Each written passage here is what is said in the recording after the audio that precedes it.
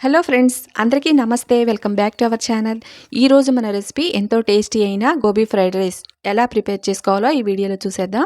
దానికోసం మనం తీసుకున్న కాలీఫ్లవర్ని ఈ విధంగా కట్ చేసుకొని బాగా కడిగేసుకున్న తర్వాత వేడి నీళ్ళు పోసుకొని కొద్దిగా సాల్ట్ వేసి అరగంట వరకు పక్కన పెట్టేసుకోవాలి. అరగంట తర్వాత నీళ్ళని వంపేసుకొని కారము, సాల్ట్, గరం మసాలా, చికెన్ మసాలా, ధనియా పౌడర్, కార్న్‌ఫ్లోర్, మైదా అన్నీ వేసేసుకొని కొద్దిగా రెడ్ కలర్ ఫుడ్ కలర్ వేసుకొని కొంచెం వాటర్‌ని యాడ్ చేసుకొని కలిపి పక్కన పెట్టేసుకున్న తర్వాత స్టవ్ వెలిగించుకొని బాగా డీప్ ఫ్రైకి సరిపడా ఆయిల్‌ని బాగా వేడి చేసుకొని 1 బై 1 వేసుకొని ఈ గోబీ మొత్తం బాగా రెడ్ కలర్ వచ్చిన తర్వాత అన్నీ ఒక ప్లేట్‌లోకి తీసేసుకోవాలి.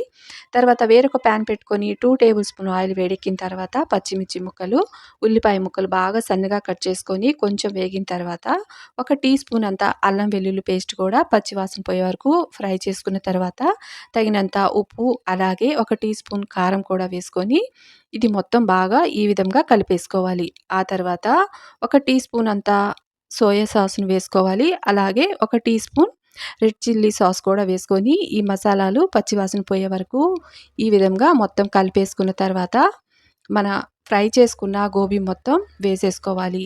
ఈ మసాలాలు మొత్తం పట్టే వరకు ఒక నిమిషం పాటు ఈ విధంగా కలిపేసుకోవాలి. స్టవ్‌ని మీడియం ఫ్లేమ్‌లో పెట్టేసుకొని కలిపేసుకున్న తర్వాత మనం ఇప్పుడు బాయిల్ చేసుకున్న రైస్‌ని ఇందులో యాడ్ చేసుకోవాలి.